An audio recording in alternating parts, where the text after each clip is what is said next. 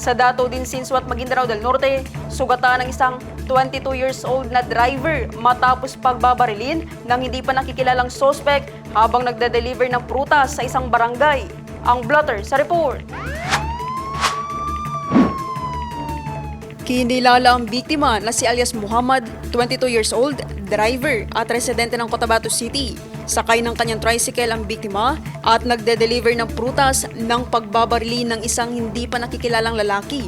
Matapos ang insidente, agad siyang isinugod ng kanyang kasama sa ospital gamit ng tricycle. Ngunit naubusan ng gasolina sa Cotabato City.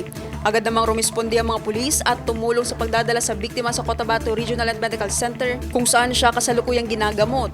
Sa isinagawang crime scene processing, nakarecover ang mga otoridad ng 5 basyo ng bala na pinaniniwalang mula sa caliber 45 na baril.